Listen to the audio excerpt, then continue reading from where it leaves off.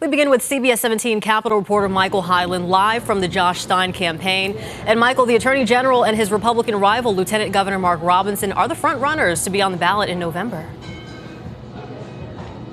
Right. If the two of them do indeed prevail tonight, this is going to be unlike any other campaign for governor we have seen in this state in our lifetimes. Attorney General Stein launched his campaign more than a year ago and started going after Robinson on day one. Stein talked to us today as he greeted voters. He has the backing of the vast majority of party leaders in the primary, including current Governor Roy Cooper.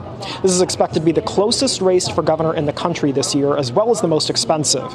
Stein points to the comments Robinson has made about Jewish people, the LGBTQ community, women, and others, and says voters will have a very clear choice about what direction they want the state to go.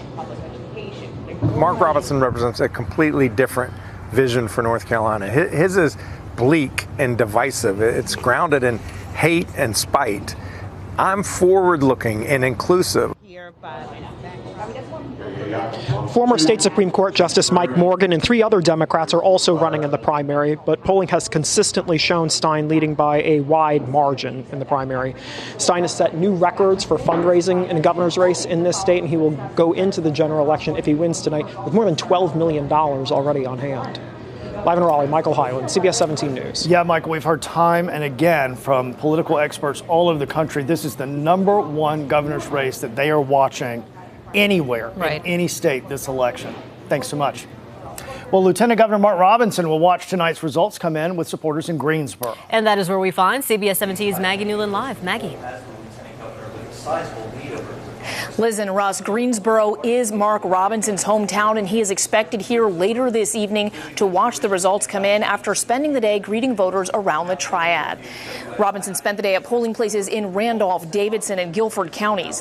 His position as lieutenant governor is his first time holding public office. He rose in popularity among conservatives after a speech about gun rights that went viral.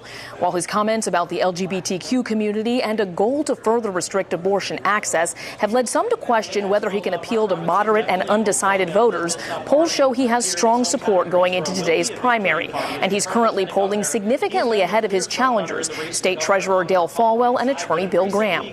Robinson told supporters today that he expects a victory tonight. Well, best of luck to the other candidates, but we certainly feel like the polls indicate that we're going to be able to pull this out tonight. And as I said, we are just humbled to our core about the amount of support that we have all across the state. Everywhere we go, we're well received. People love our message, and more importantly, they love our vision. And we feel like we'll be able to pull this thing out and move on to November. From Trump supporters, both in the primary and over the weekend, former President Trump endorsed Robinson at a rally here in Greensboro. Live in Greensboro, Maggie Newland, CBS 17 News. All right, Maggie, thank you.